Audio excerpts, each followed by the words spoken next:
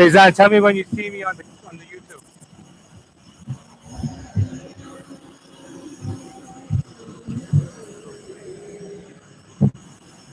you see me on it? Okay. Testing, testing, testing. 1, 2, 3.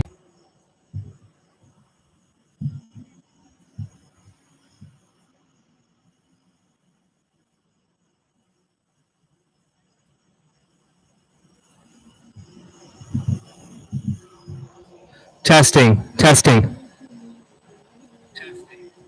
Oh, good.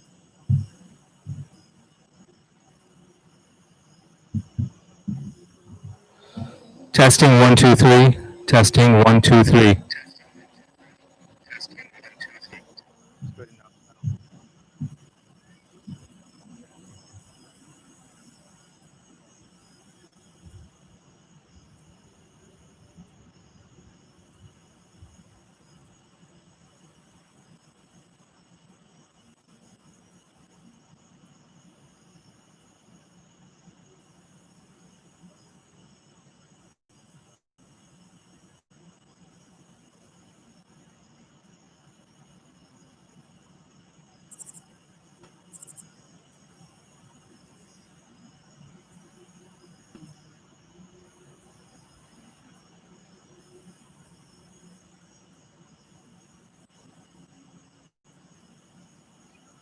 Yes.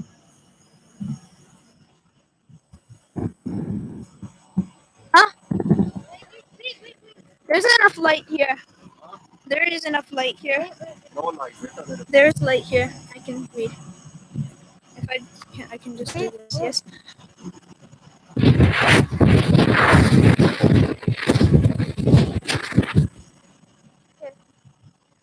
Can you read it?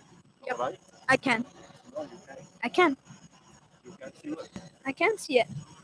Yes. I have to stand with him, right? There is no sufficient light. There You is. gotta give it close to the mic. Okay. All right. Is there? I don't know if there's enough light to read this or not.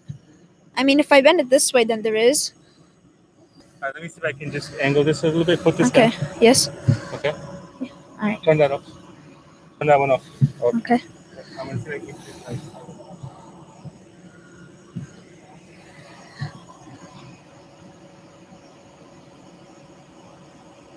Be careful.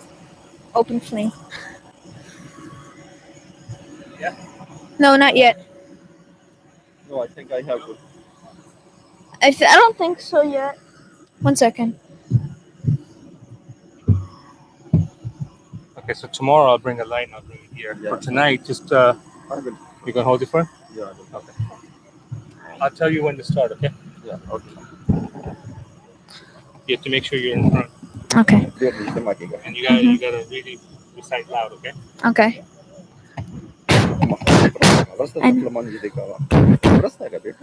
I know. I was just testing.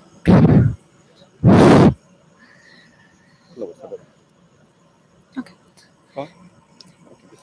Bismillahirrahmanirrahim. Yasin. والقرآن الحكيم إنك لمن المرسلين على صراط مستقيم تنزيل العزيز الرحيم لتنذر قوما ما أنذر آباؤهم فهم غافلون لقد حق القول على أكثرهم فهم لا يؤمنون إنا جعلنا في أعناقهم أغلالا فهي إلى الأذقان فهم مقمحون وجعلنا من بين أيديهم سدا ومن خلفهم سدا فأغشيناهم فهم لا يبصرون وسواء عليهم أأنذرتهم أم لم تنذرهم لا يؤمنون إنما تنذر من اتبع الذكر وخشي الرحمن بالغيب فبشره بمغفرة وأجر كريم إنا نحن نحيي الموتى ونكتب ما قدموا وآثارهم وكل شيء أحصيناه في إمام مبين واضرب لهم مثلا أصحاب القرية إذ جاء المرسلون إذ أرسلنا إليهم اثنين فكذبوهما فعززنا بثالث فقالوا إنا إليكم مرسلون قالوا ما أنتم إلا بشر مثلنا وما أنزل الرحمن من شيء إن أنتم إلا تكذبون قالوا ربنا يعلم إنا إليكم لمرسلون وما علينا إلا البلاغ المبين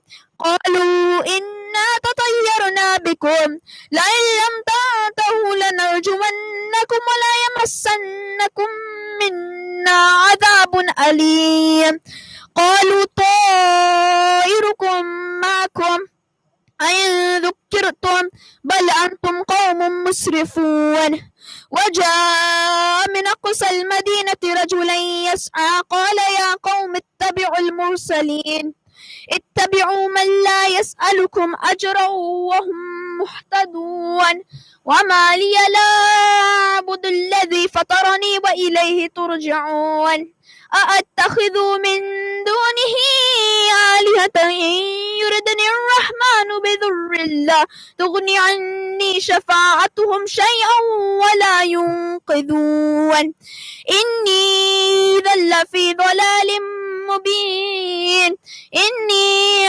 آمنت بربكم فاسمعون قيل ادخل الجنة قال يا ليت قومي يعلمون بما غفر لي ربي وجعلني من المكرمين وما أنزلنا على قومه من بعده من جند من السماء وما كنا منزلين إن كانت إلا صيحة واحدة فإذا هم خامدون قبلهم من القرون أنهم إليهم لا يرجعون وإن كل لما جميع لدينا محضرون وآية لهم الأرض الميتة أحييناها وأخرجنا منها حبا فمنه يأكلون وجعلنا فيها جنات من نخيل وعناب وفجرنا فيها من العيون ليأكلوا من ثمره وما عملته أيديهم أفلا يشكرون سبحان الذي خلق الأزواج كلها مما تنبت الأرض ومن أنفسهم ومما لا يعلمون وآية لهم الليل نسلخ منه النهار فإذا هم مظلمون والشمس تجري لمستقر لها ذلك تقدير العزيز العليم وكل في فلك يسبح وآية لهم أنا حملنا ذريتهم في الفلك المشحون وخلقنا لهم من مثله ما يركبون وإن نشأ نغرقهم فلا صريخ لهم ولا هم ينقذون إلا رحمة منا ومتاعا إلى حين وإذا قيل لهم اتقوا ما بين أيديكم وما خلفكم لعلكم ترحمون وما تأتيهم من آية من آيات ربهم إلا كانوا عنها معرضين وإذا قيل لهم أنفقوا مما رزقكم الله قال الذين كفروا للذين آمنوا أنطعم من لو يشاء الله أطعمه إن أنتم إلا في ضلال مبين ويقولون متى هذا الوعد إن كنتم صادقين ما ينظرون إلا صيحة واحدة تأخذهم وهم يخصمون فلا يستطيعون توصية ولا إلى أهلهم يرجعون ونفخ في الصور فإذا هم من الأجداث إلى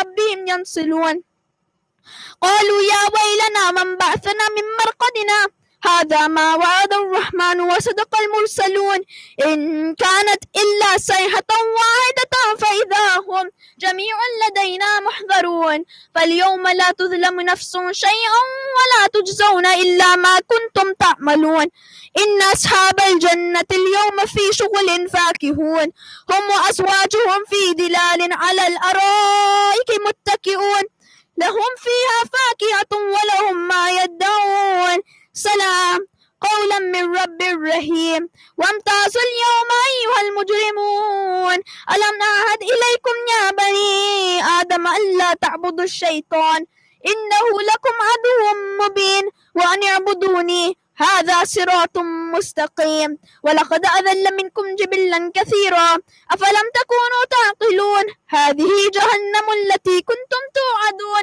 اصلوها اليوم بما كنتم تكفرون اليوم نختم على أفواههم وتكلمنا أيديهم وتشهد أرجلهم بما كانوا يكسبون ولو نشاء لطمسنا على أعينهم فاستبقوا الصراط فأنى يبصرون ولو نشاء لمسخناهم على مكانتهم فما استطاعوا مضيا ولا يرجعون ومن نعمره ننكسه في الخلق أفلا يعقلون وما علمناه الشعر وما ينبغي له إن هو إلا ذكر وقرآن مبين لينذر من كان حيا ويحق القول على الكافرين أولم يروا أنا خلقنا لهم مما عملت أيدينا أنعاما فهم لها مالكون وذللناها لهم فمنها ركوبهم ومنها يأكلون ولهم فيها منافع ومشارب أفلا يشكرون واتخذوا من دون الله آلهة لعلهم ينصرون لا يستطيعون نصرهم وهم لهم جند محضرون فلا يحزنك قولهم إنا نعلم ما يسرون وما يعلنون أولم يرى الإنسان أنا خلقناه من نطفة فإذا هو خصيم مبين وضرب لنا مثلا ونسي خلقه قال من يحيي العظام وهي رميم قل يحيي الذي أنشأها أول مرة وهو بكل خلق عليم الذي جعل لكم من الشجر الأخضر نارا فإذا أنتم منه توقدون أوليس الذي خلق السماوات والأرض بقادر على أن يخلق مثلهم بلى وهو الخلاق العليم إنما أمره إذا أراد شيئا أن يقول له كن فيكون فسبحان الذي بيده ملكوت كل شيء وإليه ترجعون اللهم صل على محمد وآل محمد.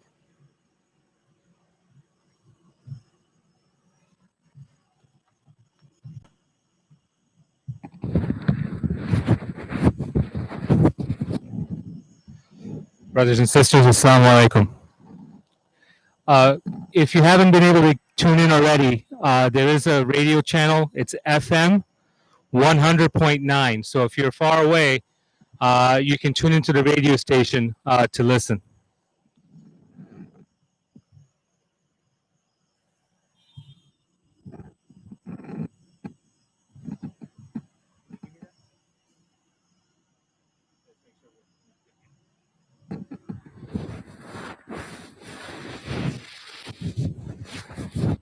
And then when you finish, you can just wipe it up. Okay.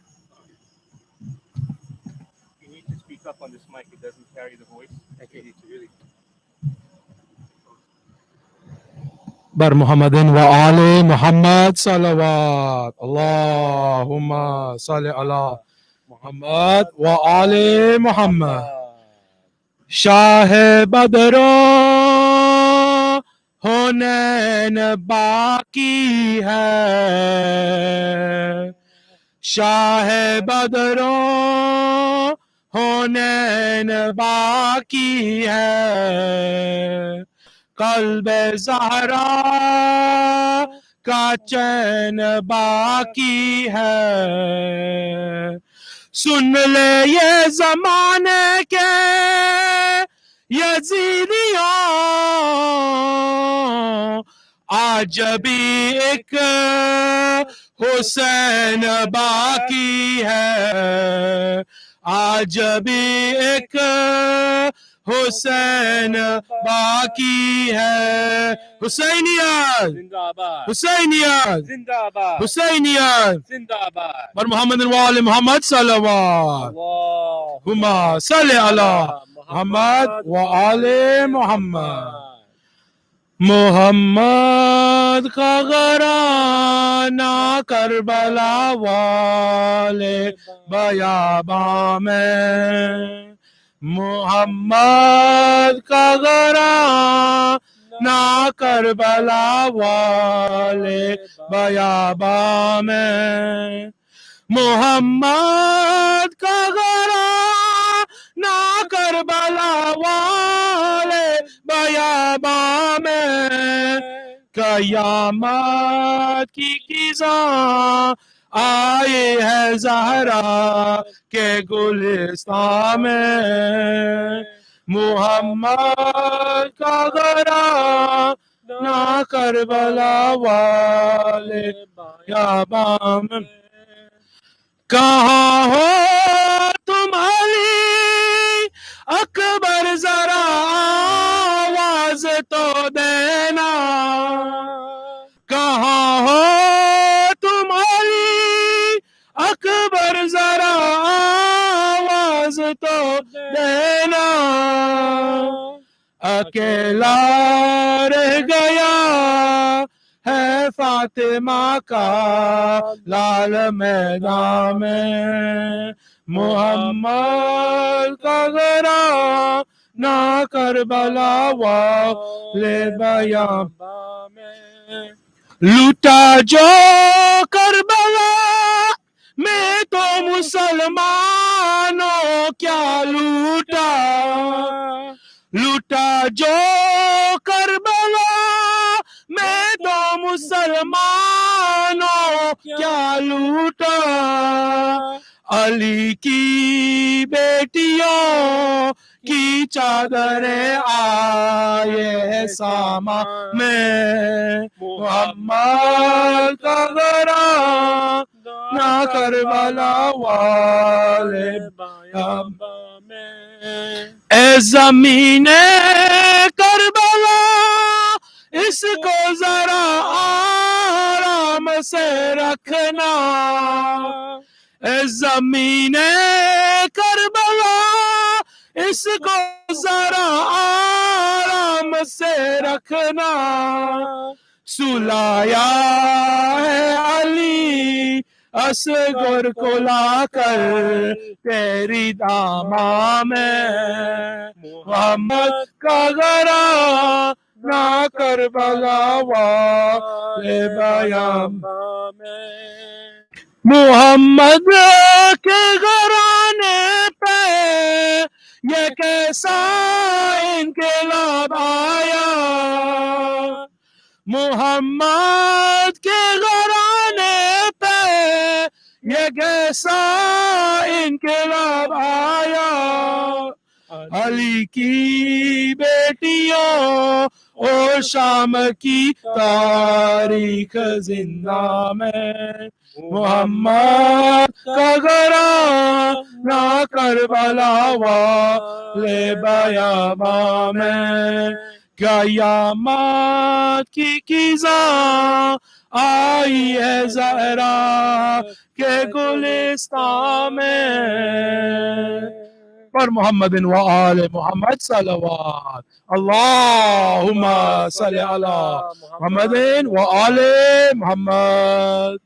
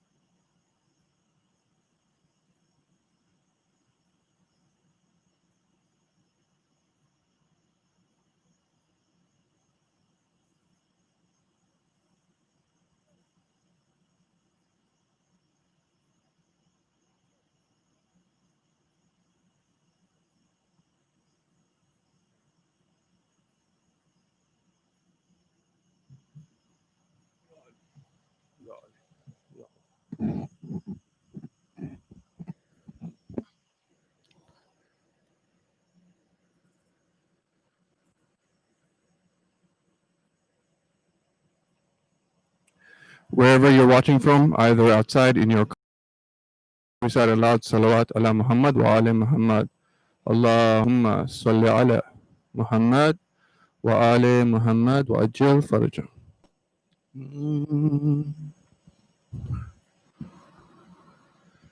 حسین بانٹ رہے ہیں نجات لے جاؤ. حسین بانٹ رہے ہیں نجات لے جاؤ. کچھ آنسوؤں کے وضع کائنات لے جاؤ. حسین بانٹ رہے ہیں نجات لے جاؤ. یہ کربلا ہے یہ معجزہ نما کی بستی ہے.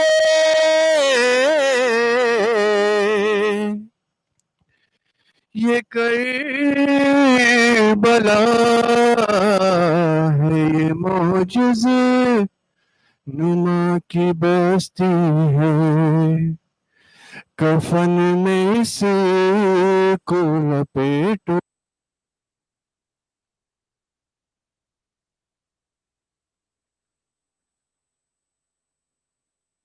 بانٹ رہے ہیں نجات لے جاؤ. نہیں کروں گا لحد میں انتظار سحر.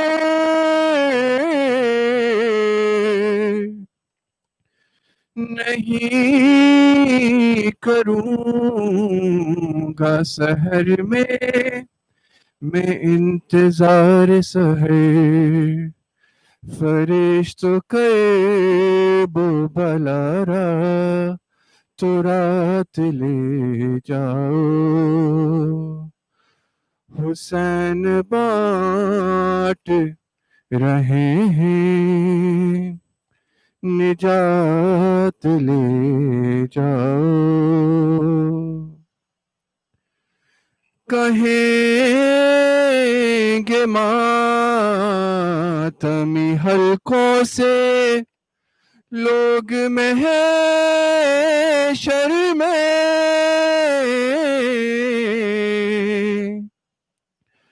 کہیں گے ماتمی حلقوں سے لوگ محشر میں. ہمیں حسین کی جنت میں ساتھ لے جاؤ. حسین بانٹ رہے ہیں نجات لے جاؤ. قسم حسین کی پرسے میں کم ہی لگتا ہے.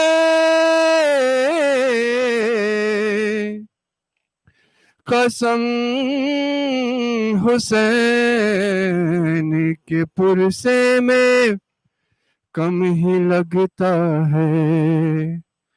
بلند جتنا بھی ماتم میں ہاتھ لے جاؤ. بلند جتنا بھی ماتم میں ہاتھ لے جاؤ. حسین بانٹ رہے ہیں نجات لے جاؤ. کہیں گی فاطمہ وقت ظہور مہدی سے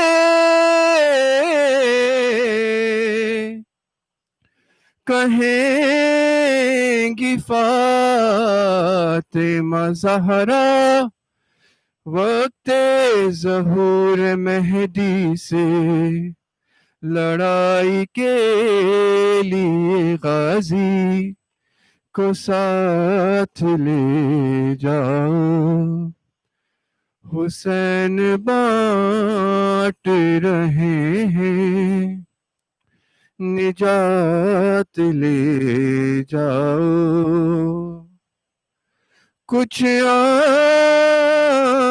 آنسوؤں کے عوض کائنات لے جاؤ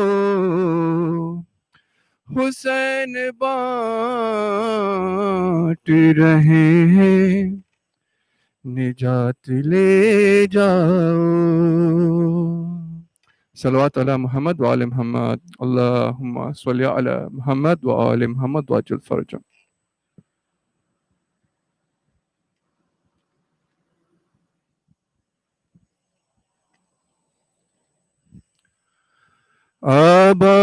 آباد ہوئی کرب و بلا اجڑا مدینہ برباد ہوئی میں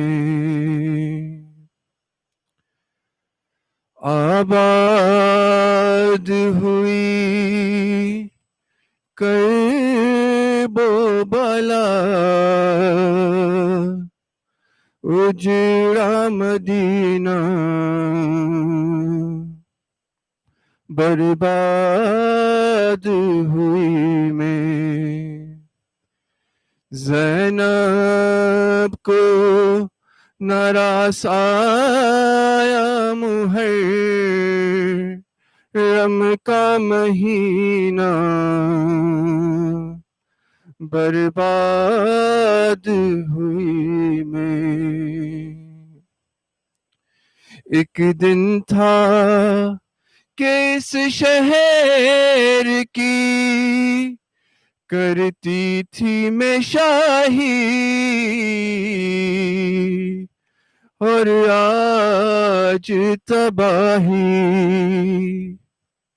بے غسل پڑا مور نبوت کا نگینہ برباد ہوئی میں کس لاش پہ رو کسے چھوڑوں میں برادر لاشیں تھے 72 حد یہ ہے کہ رونے کی اجازت بھی ملی نہ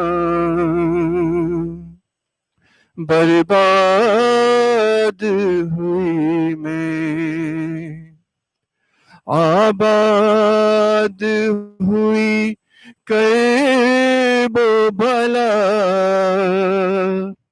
اجڑا مدینہ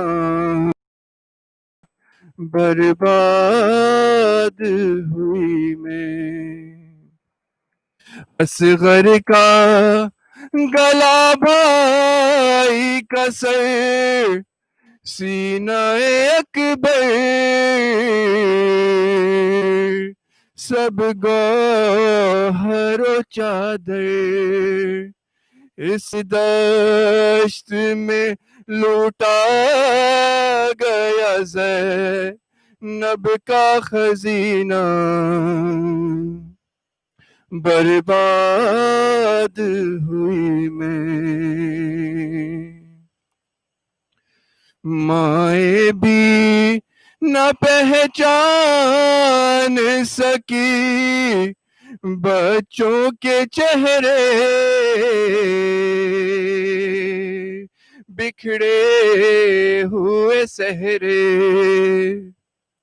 ہے خون کے دریا میں غریبوں کا سفینہ برباد ہوئی میں آباد ہوئی کرب و بلا اجڑا مدینہ برباد ہوئی میں چادر چھنی در لے لیا اب ظلم نہ ڈھاؤ بابا سے ملاؤ نیزے کے تلے بیٹھ کے روتی ہے سکینہ برباد ہوئی میں آباد ہوئی کرب و بلا اجڑا مدینہ برباد ہوئی میں صلوات علی محمد وعلی محمد اللہم صلی علی محمد وعلی محمد وعجل فرجہ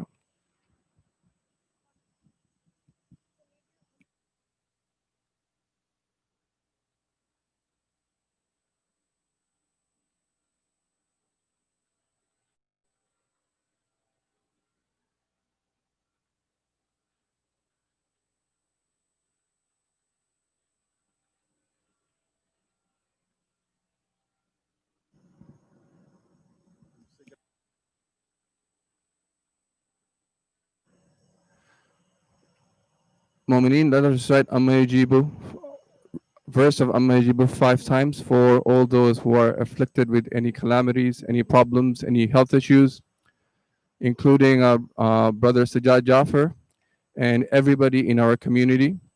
Let's recite all together in your cards and outside. Allahumma salli ala Muhammadin wa ali Muhammad amma yujibul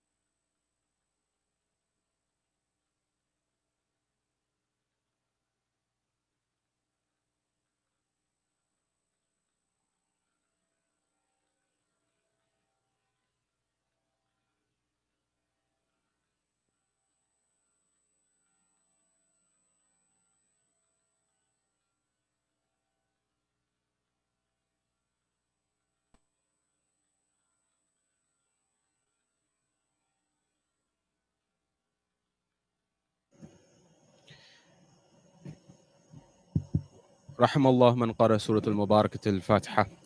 بسم الله الرحمن الرحيم. الحمد لله رب العالمين الرحمن الرحيم مالك يوم الدين إياك نعبد وإياك نستعين اهدنا الصراط المستقيم صراط الذين أنعمت عليهم غير المغضوب عليهم ولا الضالين.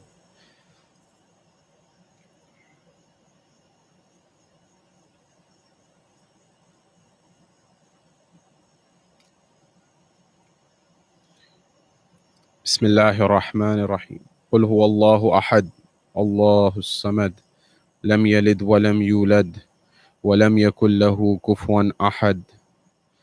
بسم الله الرحمن الرحيم. قل هو الله أحد الله الصمد لم يلد ولم يولد ولم يكن له كفوا أحد. بسم الله الرحمن الرحيم. قل هو الله أحد الله الصمد لم يلد ولم يولد ولم يكن له كفوا أحد. أعوذ بالله من الشيطان اللعين الرجيم. بسم الله الرحمن الرحيم. فوض أمري إلى الله إن الله بصير بالعباد ولا حول ولا قوة إلا بالله العلي العظيم. حسبنا الله ونعم الوكيل ونعم المولى ونعم النصير. والصلاة والسلام والتحية والإكرام على الرسول المسدد المصطفى الأمجد المحمود الأحمد الذي سمي في السماء بأحمد وفي الأرض بأبي القاسم محمد. اللهم صل على محمد وعلى أهل بيته الطيبين الطاهرين المعصومين المظلومين المنتجبين الذين أذهب الله عنهم الرجس وطهرهم تطهيرا. اللهم صل على محمد وآل محمد. وقل رب اشرح لي صدري ويسر لي أمري واحلل عقدة من لساني يفقه قولي. أما بعد، قال الله تبارك وتعالى في كتاب الكريم: بسم الله الرحمن الرحيم، إن الدين عند الله الإسلام. My respected elders, brothers and sisters in Iman, Salamun alaikum jami'an wa rahmatullahi wa barakatuh. Question: what is my worldview? When we come to find meaning in our lives, when we come to find the purpose of our existence, and when we come to answer some of the biggest questions in life, the heart of this question and the beating heart of purpose in our life and why we're here, and that issue that gets at the root and the foundation of every element of our life, is the question that helps us understand why the Holy Prophet took his stand, why Ali ibn Abi Talib took his stand, why Hassan al-Mujtaba took his stand, and why Hussein ibn Ali took his stand, and all of the Imams. And it also helps at the macro level and at the micro level. It helps us understand why we're here, and it helps us understand as individuals, as families, as communities, what is that question that helps answer the most difficult question in life? That question is, what is my worldview? How do I see the world? How do I operate in the world? Religiously, philosophically, rationally, what's the basis of how I exist in this world? This question gets at the heart of so many elements, and it is as if understanding this concept and getting to the root of it gives you and I clarity about why we're here and where we're to go from here. Our worldview, it permeates everything. When you understand your worldview, when you understand our worldview, you begin to understand why the Holy Prophet did what he did. When you understand the worldview, you begin to understand why the Imams did what they did. You begin to understand why the Prophets did what they did. It all lies here. But not only that, in answering this question tonight and in the subsequent nights, we get to understand our sense of purpose, but we also answer macro issues and micro issues. Issues such as what? Such as whose fault is the challenges that we face in our communities? Whose fault is it? Is it the fault of the scholars and them not doing their job? Is it the fault of parents not doing their job? Is it the fault of children being how they are and not following the norms of past civilizations or generations? What is the dynamic and what element of it is that causes someone to come to the Majlis of Imam Hussein or someone to not come to the Majlis of Imam al-Hussein? That is someone a bad person if they're not here? All of these things are dependent and contingent upon what my worldview is, with which one lens I see the world. Islam had a particular world lens. That world lens and that world view has been distorted over time. And in particular, it has been distorted in the last several decades. That is, the true vision, the true worldview of Islam has not been understood. And it has been misrepresented. Therefore, tonight, in the brief moments that we have together, I want to look at this issue of what is a worldview and how important it is and how it helps us understand why we're here, what's our purpose, and what are the answers to the big questions in life. Number one, I want to look at what is worldview, what's the definition, what are the different dimensions of worldview, what are the different aspects of worldview. Then I want to look at the worldview and how it is established and how it actually comes to the existence with or without us understanding and recognizing it. And thirdly, I want to look at what are some of the worldviews of the prophets and how did they manifest it. I want to look at the worldview of the Ahlul Bayt alayhimus salam. And I want to look at the worldview of that man who sacrificed everything, and I mean everything, on the plains of Karbala in 61 AAH. Wherever you may be, here in Allentown, throughout the United States, throughout Canada, throughout the United Kingdom, and throughout the world, from the bottom of your heart, wherever you are, send a salawat on Muhammad wa ali Muhammad. Allahumma salli ala Muhammadin wa ali Muhammad. Number one, what is worldview and how does this permeate? This issue answers many of the questions that you and I hold dear. As in, for example, why is it that some people say that I must sacrifice and stop everything and go for the ziyarah of Sayyid al-Shuhada? Why is it that some people may say that that alam of Sayyid al-Shuhada, that alam of Abu Fadl al-Abbas has merit and meaning in my life, and I have an attachment to it? That's zarih of Sayyid al-Shuhada, that's zarih of Sayyida Zainab. Whether the real one or the one in our own vicinity, that impact of it, that is based on worldview. Understanding this gives us clarity. Number one, what is worldview?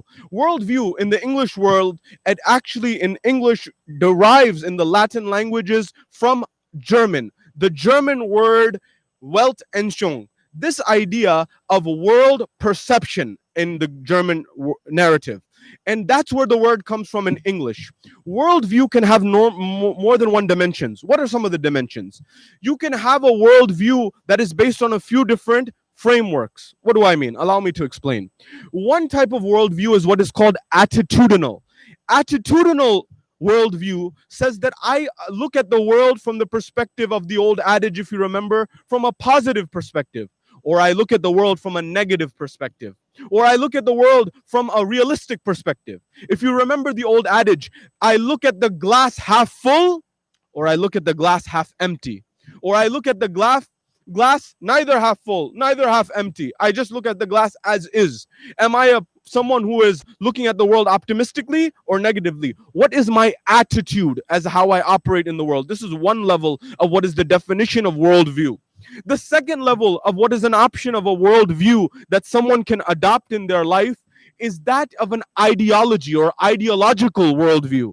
The ideological worldview argues that certain beliefs, certain values are supreme. Certain beliefs and certain values reign supreme over others. Whereas the previous example of attitude was whether I see positive or negative. Please bear these points in mind, because they will help us understand the message of Islam and the message of the Ahlul Bayt alayhimus salam. Therefore, the second level is ideological. What's an example of this? Capitalism. Capitalism is founded on the belief and the values that certain things are inherently good. What are some of those things? For example, private property is good. For example, competition is good. In terms of business competitors, people competing, that is good. The other premise on which capitalism is based is that profit is good. That is, to be able to make income and money is good. This is why, if you go back to the 1980s, if you go back to the 1970s, if you go back to the 1960s, and you go back to the 20th century, from 1900 to 1999 to 2000, during that era and that period, there was a war going on ideologically, not literally, but ideologically. Between what? Between capitalism and communism. Communism was at odds with the beliefs and the values ideologically of capitalism. Communism and capitalism were at odds. And you would find even Islamic scholars writing on this topic, such as Shahid al-Sadr, for example, such as Mutahari and others, who were commenting on the world around them, because a world view was being shaped at that moment. So the second level is ideological worldview. The third worldview, in terms of what is the categories, is that of a philosophical worldview. What do I mean by a philosophical worldview? Well, a philosophical worldview can be, for example, based on the different philosophical periods and the ideas that correlated with them. For example, I follow the era of the Greek philosophers, Socrates, Plato, Aristotle, as an example. Or I follow the framework of the era of skepticism. Keep that point in mind, because that will come up in subsequent lectures. What is skepticism? What is doubt? And how does that play into our modern world? The likes of Rene Descartes in France in the 1500s. Or furthermore, do I look at the Enlightenment period and adopt those ideas, the 1800s and so on and so forth in Europe? Or do I take other philosophical paradigms such as modernism, for example? This is the third level, a philosophical worldview. The fourth level of a worldview is a worldview of religion. That is a religious worldview. That can be Hinduism, that could be Buddhism, that could be, for example, Abrahamic faiths such as Judaism, such as Christianity, such as Islam. Now, how does having a particular worldview impact my life? Whether that is attitudinal, whether that is ideological, such as capitalism, whether that is philosophical, such as modernism, or whether that is in terms of religion, such as Christianity or Islam. How I operate in the world is dictated by my worldview. And every single person here, every single person in every single car, every family, every parent, every child, every individual on this planet has a different worldview in some capacity, in some element. You will not find two worldviews that are 100% identical. But there is some set and there is some level of framework that you can get in equivalence, a critical value, a critical mass, if you will. And we'll come to that in subsequent nights. I say this because when you analyze worldview, that is how you see the world, everything changes. Why do I say this? My parents, my grandparents, your grandparents, with respect to Islam, with respect to the commemoration of Sayyid al-Shuhada, whether you realize it or not, their worldview differed from yours in some capacity, in some level, in some domain. Why else is it that there are certain people who have these discussions going on? Do we need this? Do we need that? Why do we commemorate Azaa this way? Maybe, for example, we should donate money somewhere else and not do the Azaa of Sayyid al-Shuhada. Take that money you were going to spend on the majlis and take that money and spend it on something else.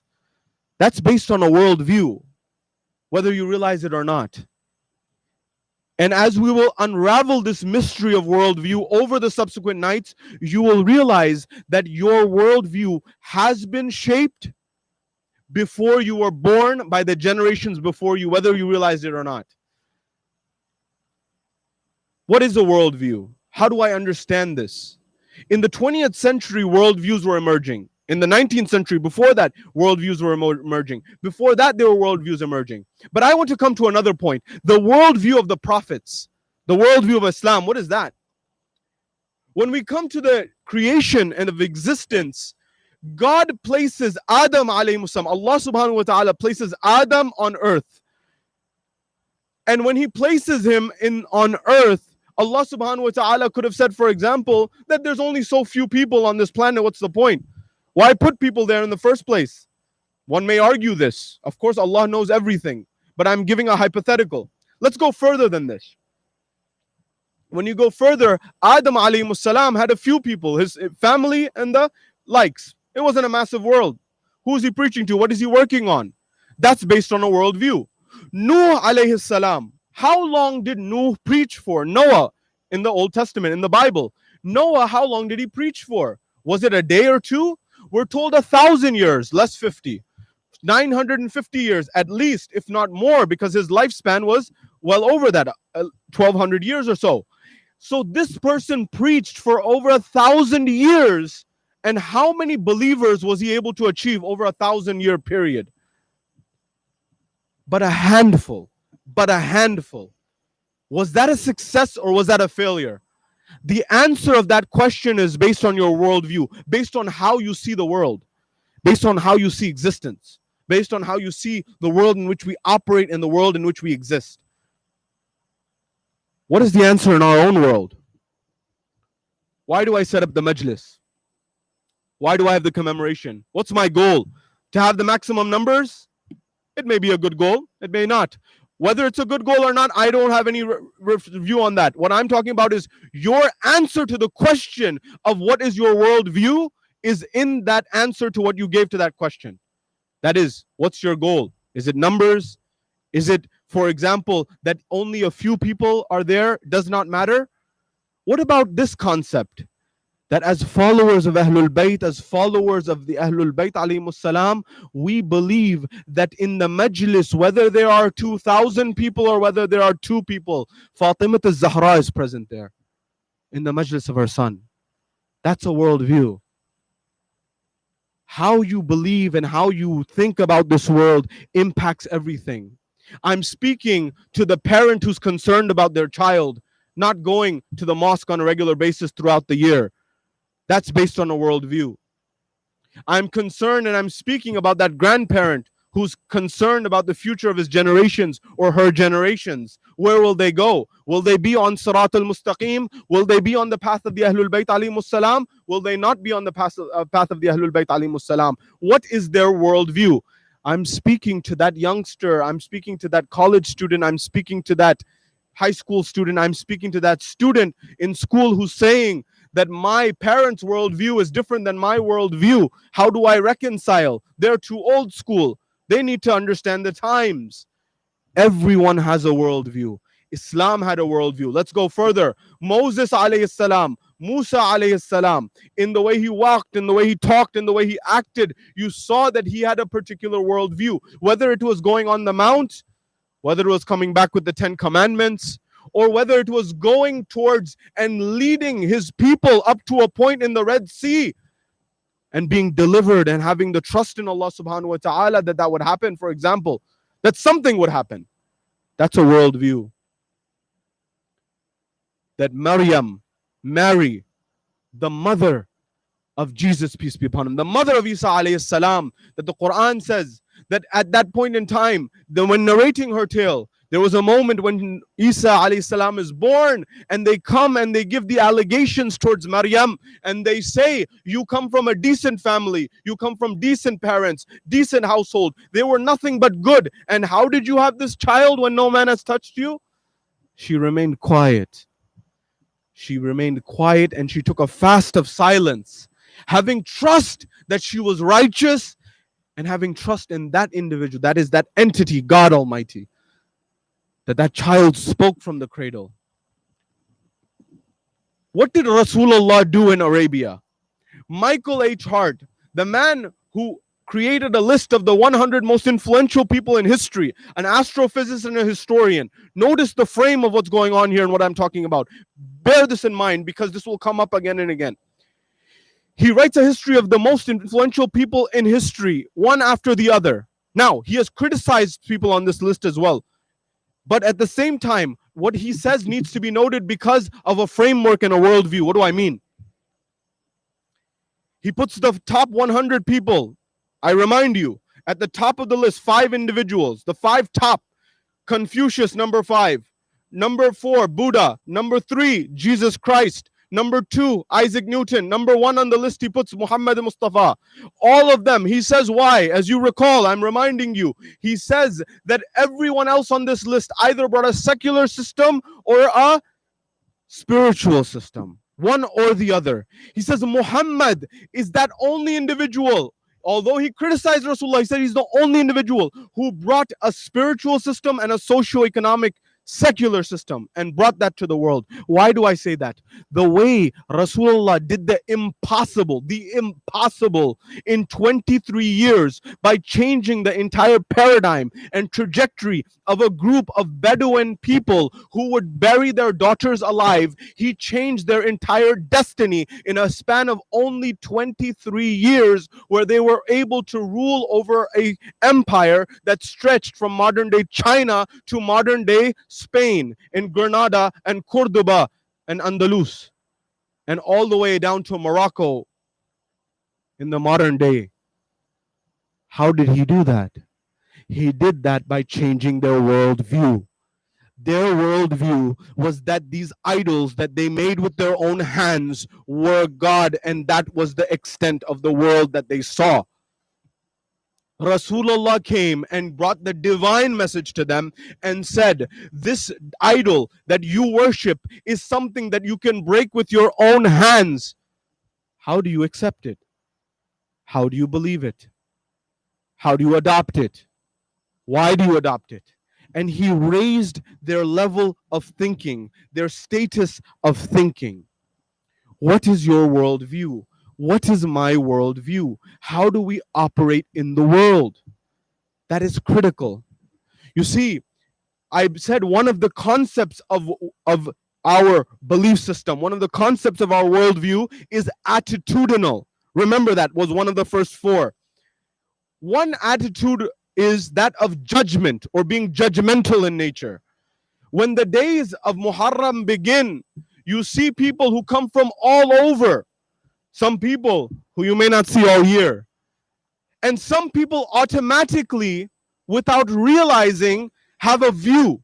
What is the view? Say, oh, this person, I've never seen them before. Why are they here?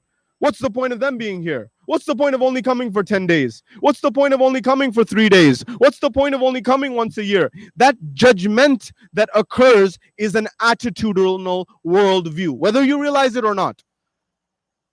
There's another worldview that says it's a blessing. Even 10 nights, more than one, that's a huge blessing. 3 nights, that's a huge blessing. 1 night, that's a huge blessing. That's a worldview, an attitudinal worldview, whether you realize it or not. And there may be some who come forward and says, well, maybe there's a reason. Maybe there's something that has going on in the life. Remember, your priorities are also shaped by your worldview. I want to tell you a story, a tale. Some years ago, hundreds of years ago, they say there lived a prince. This prince, they say, was someone who had everything delivered to him at every moment in time. My young ones, listen to me in particular, wherever you may be. Volunteers, those in the cars, young and old alike. Everyone listen to this. He had everything delivered to him on a silver platter. Who's to blame in our world? I'm answering that question for you. He had everything delivered to him on a silver platter. He needed food, it came to him on a silver platter. He wanted bread. He wanted the finest delights. You name it, one word and it was delivered to him at that very moment. One day, this same prince, we're told, he sits down at the table with his family, his mother and father, the king and the queen, himself, the prince, the viziers, the advisors, the royal palace. He sits down with everyone. They sit down to the table. When they sit down to the table, everyone begins to eat. It's a royal family. They eat in a dignified manner. They eat in a dignified way. They eat in a way of royalty. And they eat the finest foods. That same night at dinner, they're passing the food around, the luscious breads, the fruits, the vegetables, all of these fine foods. And they're cutting it properly, they're distributing it. And as they're doing that, this same young prince who had everything delivered to him at every moment in time, he begins to behave in a way that no one's ever seen him behave before. What does he do? He begins to make noises. They're saying, what is this? What's wrong with you? You're royalty. Take care of yourself. Control yourself. What's going on? You're royalty. He continues to make weird, strange noises. And then he begins to flap his hands as a bird does. So what's wrong with you? There's people around here. The king is saying to his son, the prince, control yourself. He continues to make sounds, flap his hands, up until the point that he begins to stand up from his chair and he begins to squat down on the ground. He said, what's wrong with you? The king stands up. He gets upset. When he does this, at that point in time, the prince removes his shirt. He's hunched down on the ground, moving his hands, flapping his hands. And at that very point in time, the king has said, I've had it. What is wrong with you? He says, you are a prince. Act in that manner. Act in that way. At that point in time, he says, I'm not a prince. I'm a rooster. The king said, what is wrong with you? He invited and he called the wisest people in society, the most brilliant people in society. I've not moved from my topic. He called the wisest people, one after the other. We're told one after the other, wise man comes, visits the prince on day one. He said, what's the matter? He saw him acting in the way he was acting. He comes to the palace. The first wise man says, what's going on here? What are you doing? He doesn't address him. He doesn't even see him. He carries on, the prince doing what he was doing, squatted down, shirt removed, making the noises, flapping the hands. He didn't pay attention. The next day, another wise man comes and he begins to bring medicine. Take this medicine. It will cure you. It will help you. You will act like your royal highness again. He doesn't take it. He doesn't even address the person. He doesn't even acknowledge them. The third day, another wise man comes. He says, I've brought this food for you, this elixir. Eat it, drink it. It'll change your life. He doesn't even acknowledge the person. Fifth day, sixth day. Finally, the last day, the seventh day, one man who's new to the town emerges. When he emerges and he comes to the town, this new man, he enters, he sees the prince. When he sees the prince at that very point in time, he sees him with his shirt removed, with his hands flapped, making noises. He gets closer to him. He squats down to the level of the young prince. He begins to move his hands. He removes his own shirt. And he begins to make the noises the same way the prince is. The prince now turns towards him. He said, who are you? He says, I'm a rooster. He said, what? He said, who are you? He said, I'm a rooster. He said, very well. They begin to chat. And he says, how's life going with you? He said, it's going well. A few hours pass. He says, it's time to sleep. I'm tired. He says, yes. He says, what's that over there? The wise man says, what's that over there? He said, oh, that's a bed. That's what people sleep on. He said, oh, my feet are hurting. Can I take that? He said, yes. He said, I think I'll take one too. He lies down on one bed. The prince lies down on a separate bed. The next day emerges. They get up again. And then they're having a conversation, the wise man and the prince. But they know each other to be roosters. He says, it's been really cold. I haven't been able to cover up. He said, yes. He says, we have these cloths here. Can we wear them? The prince says. He said, yeah, maybe that will make us warmer. They begin to do that. He says, the next day, he says, are your feet not hurting? The wise man says to the prince. He says, yes, my feet are hurting. So what if we stand up?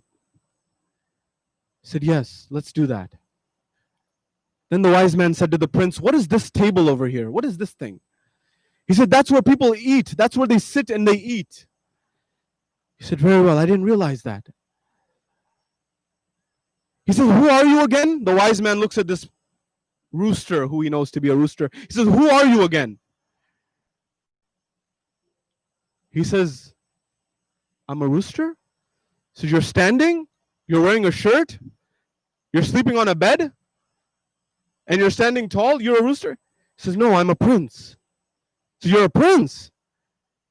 He said, yes, I'm a prince. He said, I thought so. This wise man said, it seems like it's time for me to leave the city. It seems like it's time for me to leave the town. I must go now. He says, thank you. He says, who are you? Tell me. He says, I'm a friend of yours. I was a rooster, but I think you helped me understand who I am. And he left the palace and he left the town. My dear brothers and sisters, that youth, that young person, or old, or middle-aged, doesn't matter, who's not attending is like that prince or like that princess. And that person who was the first wise man and the second wise man is that scholar or that leader or that person in the community who's saying, why aren't you listening? Why aren't you acting like yourself? Why aren't you being normal? Quote unquote, whatever that means. But no one has come down and saw the world from the world view, from the perspective of the prince or the princess. And no one has held their hand to help them come back to their worldview. I say that to the young, I say that to the old, I say that to the grandparents. Try to see the worldview from the perspective of your grandchildren and slowly help them back up. For the parent, the mother, or the father, try to see the world from the vantage point of your child and try to bring them back up. No, no, no, no, no, no. Not that, not only that. Oh, my dear children, my youth, those in college, those young professionals, those in college, those in school, those in high school, middle school. I know you know there's a worldview that you have a problem with your elders, with your parents, with your grandparents, with respect, with courtesy, with the akhlaq of the Ahlul Bayt. I know, and you know what it is. The meme pages know what it is. The racism, the xenophobia, the implicit elements of it, the ethnophobia, the ethnocentrism. You know what all these words mean. Try to see the world from their vantage point, where they came from, and slowly teach them step by step what the true akhlaq of the Ahlul Bayt is. Bring these families together to try to understand what your worldview is, what my worldview is, what our combined worldview is. And then you will begin to see harmony, a world where we don't judge one another, where we say that person did that in order to upset me intentionally. That person only comes in Muharram. That person is this. That scholar, they're useless. That leader, they're not doing anything. That youth has no purpose. They're going in the wrong direction. No. Squat down. Hold a hand. Metaphorically, hold a hand in COVID distance and raise each other up step by step, teaching each perspective of the worldview together. That's how change happens. When we look at the vision and the manhaj of Rasulullah, when we come to the fourth element of our conversation, Rasulullah, he signs the peace treaty of Hudaybiyah. There's a famous companion who comes to and says to everyone else, I have never doubted Muhammad's prophethood like I have today. He didn't understand the worldview. And his actions after the death of Rasulullah showed he didn't understand the worldview, because he began to become a warmonger. Rasulullah preferred the pen. Rasulullah preferred the peace treaty. He didn't understand the worldview.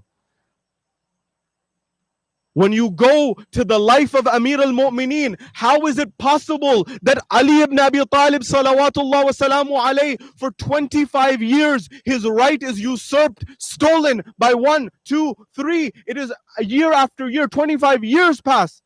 And yet, when they need his help, when they need his assistance, when the empire, when the state, when the religion is on the line, he's the first to help them. Would I do that? Would you do that? Would we do that? What's a worldview? What's my worldview? What's your worldview? Hassan al-Mujtaba, what was his worldview? He signs a peace treaty with Muawiyah ibn Abi Sufyan. Does he not know that Muawiyah is going to trample over this very peace treaty not too long from now?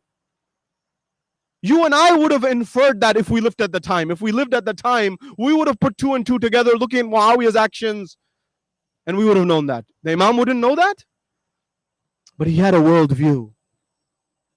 Imam Hussein alayhi salam on the plains of Karbala, he had a worldview. Every Imam had the worldview. What was their worldview? What was Imam al-Hussein alayhi salam's worldview?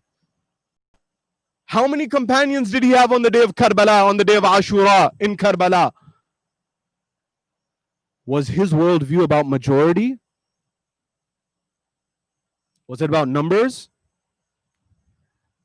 What benefit did some of the companions of Imam al-Hussein have with him or for him? What benefit does somebody who's an old man like Muslim ibn Awsajah, they say Muslim ibn Awsajah, his eyebrows were so drooped because of his age that he used to have to tie them up. Habib ibn Mazahir, someone who they say that he would have to tie his back in order to stand straight. What benefit does a person like that have on the battlefield? What benefit did some of these people have? What benefit does a teenager like Qasim ibn al-Hasan have for a military battle, a military excursion? What benefit does a 6-month-old have on the battlefield? You see, when you ask these questions, you begin to realize that the worldview of the Imam may be very different than ours. No, further, Hur ibn Yazid al-Riyahi, his entire destiny changed in one moment. Imam didn't say, what had you been doing up until this moment? Who got me here? That's a worldview. So whenever you see that youth, or that middle-aged person, or that elderly person who you never see throughout the year, ask what Imam Hussein's worldview would be at that moment. Would you remove him like the forces of Yazid might have? Or would you embrace them like Hussein ibn Ali? That's a worldview. We turn our hearts and minds to Medina, and we turn our hearts mind before that and minds to Kufa. You see, this movement of Imam al-Hussein alayhi salam, that worldview is so powerful that it's not a movement that was carried on by power. It's not a movement that was carried on by wealth. It was not a movement that was carried on by anything. People have spent millions and people have used power in order to cast visions, ideologies, and impose worldviews. But what worldview of this is this of Sayyid al-Shuhada that changes the entire paradigm? The poet says, लुट के आबाद है अब तक जो वो घर किसका है, सबसे ऊंचा है जो कट कर भी वो सर किसका है, जुल्म शब्बीर की हैबत से न लर्जे क्यों कर, किस नबी का है नवासा ये पिसर किसका है, किस नबी का है नवासा